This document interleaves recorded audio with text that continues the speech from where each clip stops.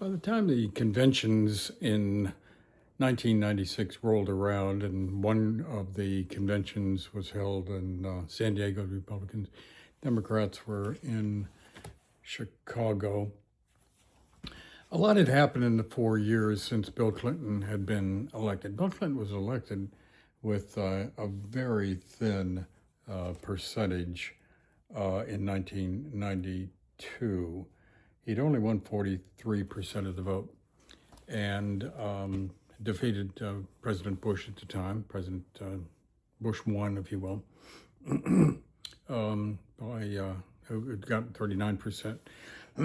So the country was kind of in a period of time where we were reevaluating. The Cold War ended with the falling of the Berlin Wall during Bush's campaign between presidential term in office, and Clinton came pretty much out of nowhere back to win that election in '92. Well, by '96, I had been to already covered 9 political conventions, and I did not go to the '96 conventions for a variety of reasons I'll get to in a moment. But I would then go back in 2000, I'd cover another 10 of them. So ultimately, I'd cover 19 political conventions. But by '96, I had returned from Hollywood, where I had had a bit of success, and for 5 or 6 years. And then I had come back to Oklahoma to look after my newspapers, which were not exactly flagging, but every 5 to 7 years I would come in and buff up the culture and kind of get them going again. And when I returned in '95, I discovered that my newspaper operations had grown quite a lot. I mean, I was looking at dollars and I was looking at our footprint, but by that time we had 4 different communities we were in. It doesn't matter. We'd gotten a lot bigger, and it. I remember saying at the time, I didn't sign on to run an operation of this size. We had a multi-million-dollar operation by then, and prospering. And remember that I considered the newspapers my welfare office, and that I was on kind of limited welfare. All right. Well, in '92, there was a period of time there where our congressman, a fellow by the name of Mike Sidar, great guy, elected very young to Congress in the late '70s. I was very instrumental with Mike, knew him very well. Didn't know any politician very well. I'll walk that back. But Mike and I hung out in D.C. Together. He came out and stayed at my ranch at one time. He was in touch all the time, but he had become rather soon enamored with the liberals, and New York Times fell in love with him, which is the kiss of death in Oklahoma. So in '94, Sidar was running again. He'd been winning 75% of the vote, and by this time the air had gone out of it.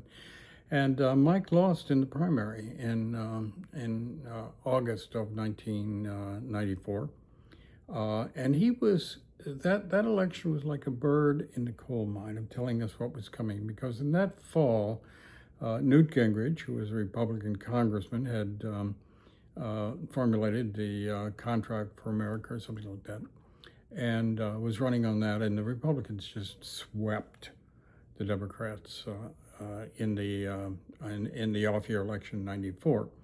Now, they had a lot of help from Mr. Clinton, who, with his wife, Hillary Clinton, had said that you're getting 2 for the price of 1. You got 2 presidents here. And soon enough, he put Mrs. Clinton, Hillary, in charge of healthcare, and she rolled out this incredibly expensive,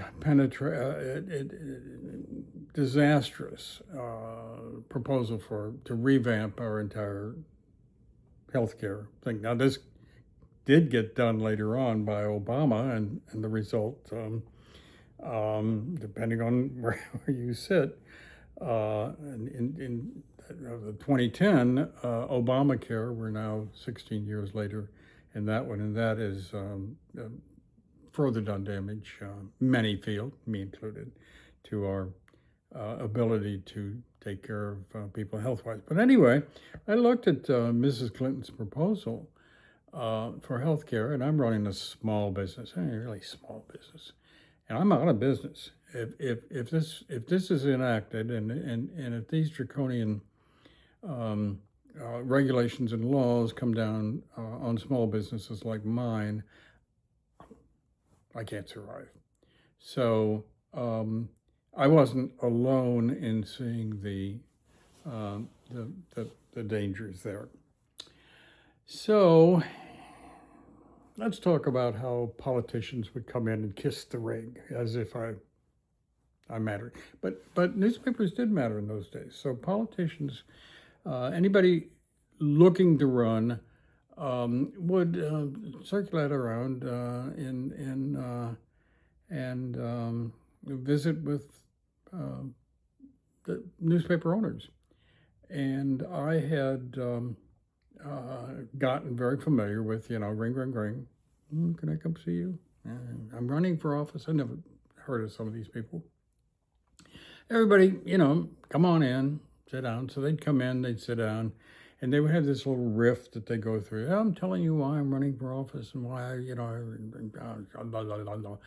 And I would sit back and listen to them, and it was pretty standard stuff that these anybody running for office would do, and they were kind of soft-soaping you, and I read your newspaper, and you're an important guy, as if I had influence, I suppose, with some people, but I never felt it.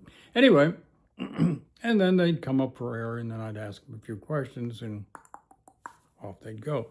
Well, one day, this fellow, who winds up elected to the, well, I really don't want to use his name, but he winds up being elected, and he was a young guy, and he comes in, and he sits down, and I'm kind of leaned back, ready for him, and he goes,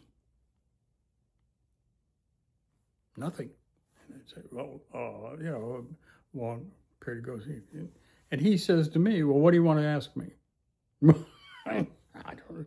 Why are you running? What are you doing here? When he had this sort of short, strange answers, and I ran into this guy later on at one of the conventions, let's just say, and it was a beastly hot day, and it was a receptionist guy was running, having for the press and functionaries. And I said to him, you really got a hot day for this. And this guy says to me, oh, you don't do anything about the weather. I can't help about the weather. He sniffled. He goes, God, this guy's in office. Well, indeed he is. Well, let's talk about the fact that we did not elect a president again after 1988 with a majority of the vote until George W. Bush got 50, what did he get in 2004? He got 53%.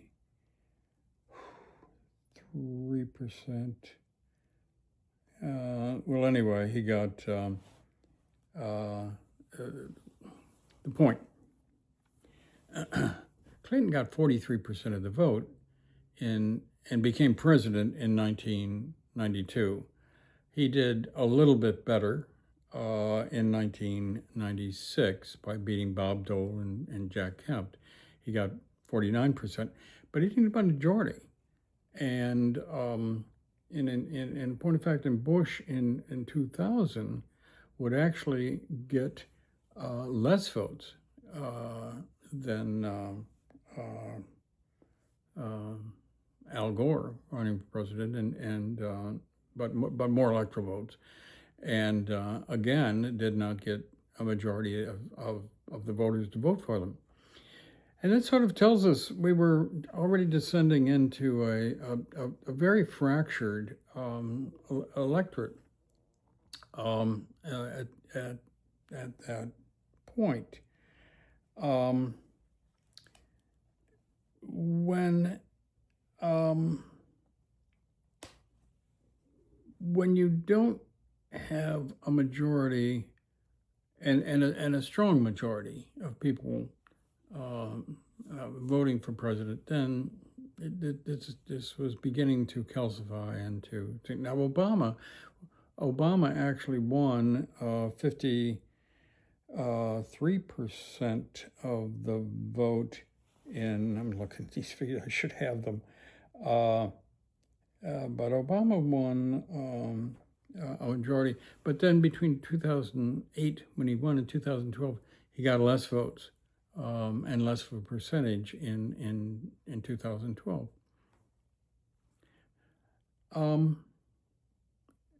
This is not clear where this was beginning to take us. And after I didn't go to the conventions in '96, I began going again because they are quadrennial temperature takings of what's going on in the country. And I had thought after the end of the Cold War in the early '90s and so on that we were kind of on a good track. And indeed, the Clinton years were a good economically. We actually ran a surplus on our national, what we were spending. But it was pretty clear to me by 2000 I needed to start going back to conventions and having a look at things. And the way I had morphed into covering the conventions, and by '96 I was kind of a veteran at this, is I would go in about a week in advance of the opening of the convention, and basically the format was on the Saturday night before the convention, Republican or Democrat, there was this mass party of press party, and so you could rub shoulders with the politicians and other journalists. And then on Sunday, the candidate would come to town. There'd be a big rally, usually Sunday night. And then Monday, Tuesday, Wednesday, and Thursday was the convention. Wednesday, they would nominate the vice president, and then Thursday, they nominate the president, and the president nominee would then have his words, and it would be over.